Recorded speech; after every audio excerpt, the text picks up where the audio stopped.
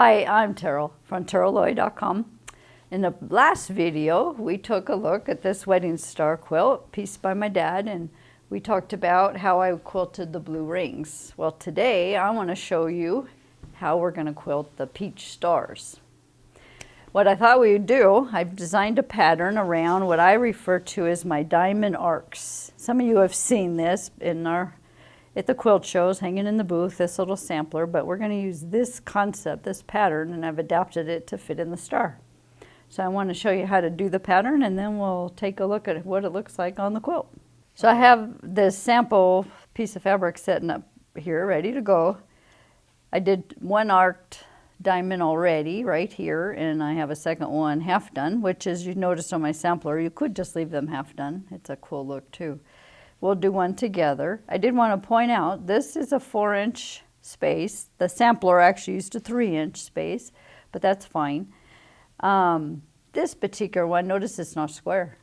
It's actually, I made it narrower than I did, so I think this is an actual 3x4. So your choice. This one is a 4x4. We'll do a 4x4 so you can see how to set it up, but then you can decide what you want to do. So I do a center line down the block. It just helps down my space. And then I mark off in 4-inch increments. So the first mark, of course, is 4 inches, because that's how wide I want it to be. But then remember, these have to be 2 inches, which in fact they are not. So let's forget about these marks and start over. So 2 inches is more like here. And about here. I don't know what I was doing when I did that. But the 4-inch line is correct. Okay, that's all you really need to do one. So if you start at the top or the bottom, you have one less start and stop, one less secure. Not that it really matters, but I do like to minimize my starts and stops. So here I'm ready to go. Now I'm using my 10-inch arc. I could use the 13-inch arc, but I do like on this smallest space to have the deeper curve. So that's why I picked the 10. So I'm just going to make a square around here using the arced ruler. So there'll be an arched square. I butt it. I need to hit right here on my first one.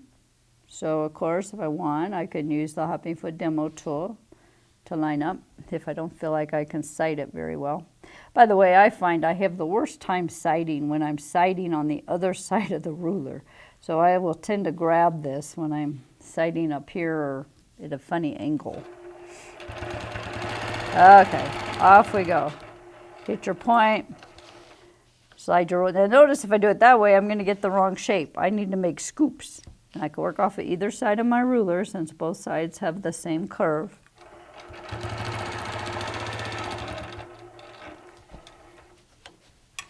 Hit this one. Oh, I see how well I hit it this time. Not bad. Close enough. And then I don't want to just do that, right? That's the wrong shape. I got to do the back of the ruler here. Or put the ruler back here. But I'd rather not put the ruler back there when I have an option. All right, so there's our box. So now we're going to throw in the lines. Very simple. So the first one, we'll do them this way.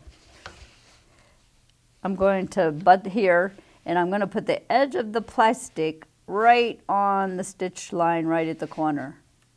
And that will give me a 1/4 inch clearance because remember the hopping foot is going to take up some of that space. So if I line it exactly up on my previous line, get my first one. Now I'm going to slowly stitch down that ditch, the previous box, until the edge of my hopping foot is just on or just past where I previously quilted. Butt it to that, and now I need to bring it in. Now again, I have to estimate down here a 1/4 inch away because I want to land right here, or throw this on there to make sure I get the right angle, or the right curve. Hit it. Now I don't need the hopping foot demo tool this time because I'm just going to slide that to the edge. Go up a 1/4. But put that right there. Come on down. So how many you do, it's so up to you. I like to at least hit halfway down the curve, okay? And so all these other ones over there, I'm halfway. Like right here, I went halfway down. You could go further. There's no rules about it. So let's do at least one more. Looks like I'm half, but just for convenience sake, I want to do one more, so I land down here. So I'm going to do 6, even though I often stop at 5.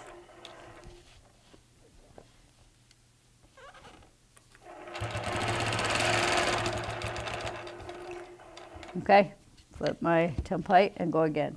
So first one's lining up right there. Probably can't see it behind that foot too well. Go up that ditch till the edge of that metal is lined up with my previous stitching, but a 1/4 inch down there.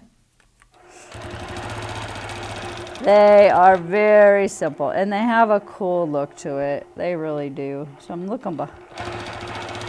Fun and simple.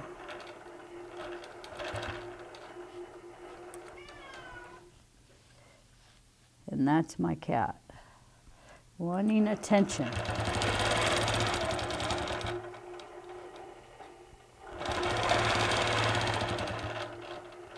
I think that's 5, so one more. So 1/4 inch away, I think I am. And we're done. So at this point, I could call that a day if I like this alternating look going on, or I could cut my thread, resecure up here, and do the top half of the diamond arc to get like what we did over there. All right, so let's check it out. Here is on the peach star, I quilted it in peach thread, so I'm hoping you can see it with the camera. But I put that arc diamond right in the middle of each of these. And then I did a variation of it in each of the blades. And all I did was come out of the corner and did half of it, but I let them overlap each other. And I just love this little weave we got here going in the middle of it.